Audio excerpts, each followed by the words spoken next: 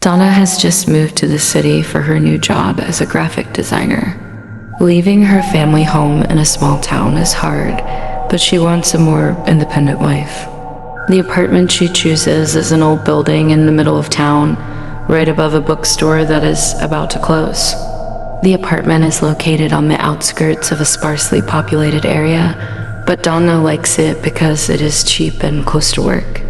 Even so, from the beginning, she feels that there is something strange about the place. The first day in the apartment went smoothly. After spending the day organizing her things, Donna sat on the couch and enjoyed a cup of coffee while looking out the window.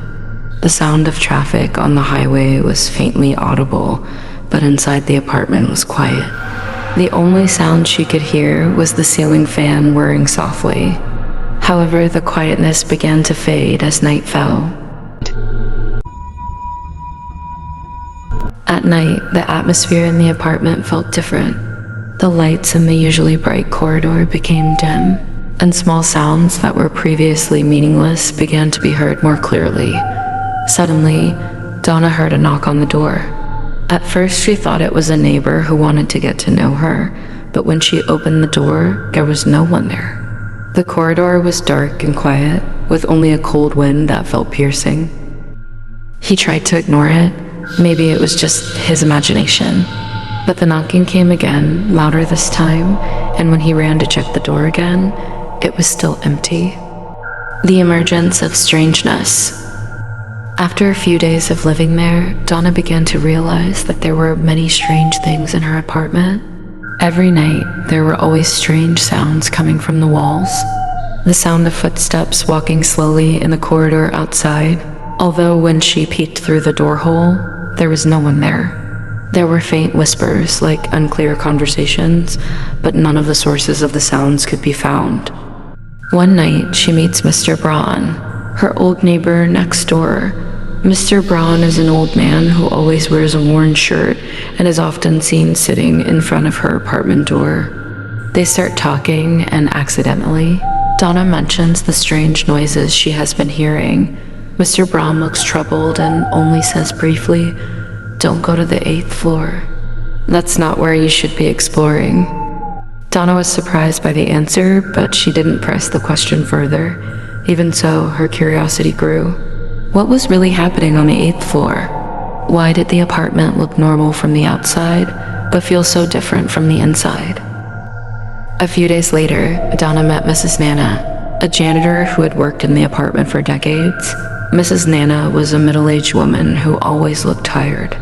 Donna tried to talk to her about the 8th floor, and at first, Mrs. Nana was reluctant, but after being pressed, she finally told her. "The 8th floor has been unoccupied for a long time," Mrs. Nana said in a low voice. "There used to be a woman who lived there. Her name was Cynthia. She died unnaturally. Since then, no one wants to live there. Many tenants hear strange sounds at night, crying, footsteps, and doors opening by themselves." Donna felt a chill run down her spine as she heard Mrs. Nana's story. Was there really something on the 8th floor? Was what she had been experiencing all this time related to that story? One night, after several days of being haunted by curiosity, Donna decided to visit the 8th floor. The fear she had been holding back began to be defeated by the curiosity she could not ignore.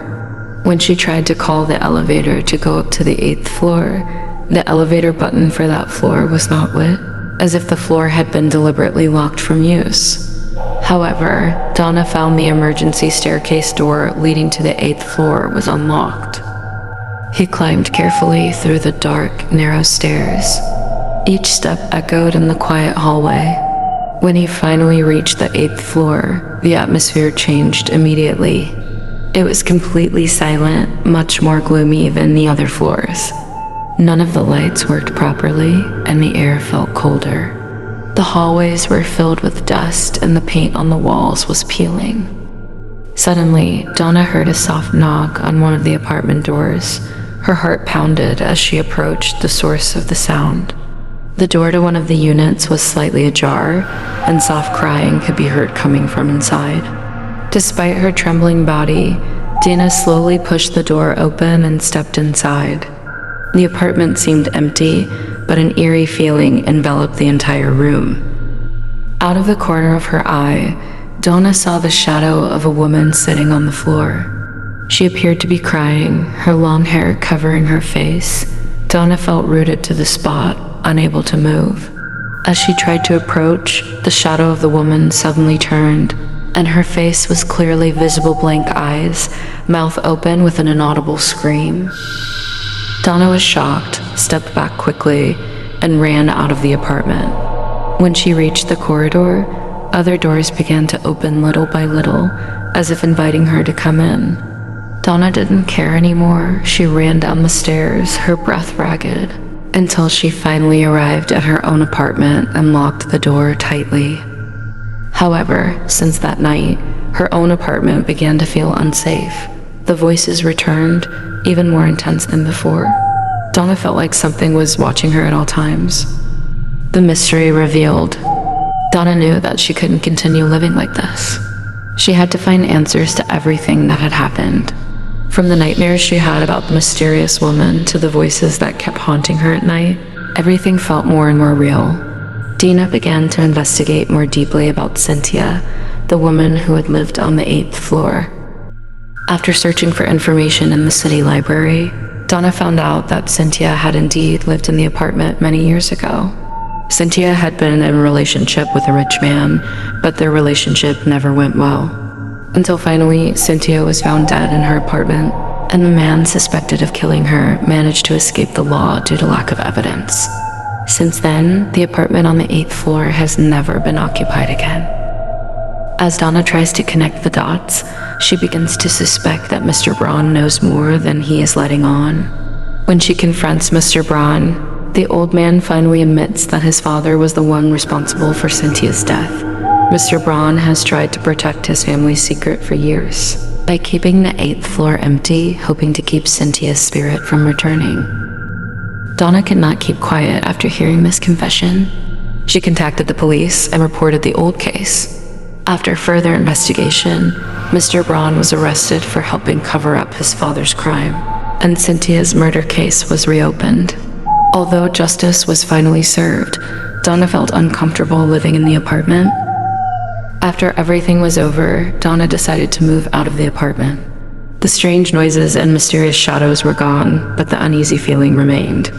She didn't want to stay any longer in a place that had given her nightmares. On her last day in the apartment, Donna stood on the balcony, looking up at the 8th floor.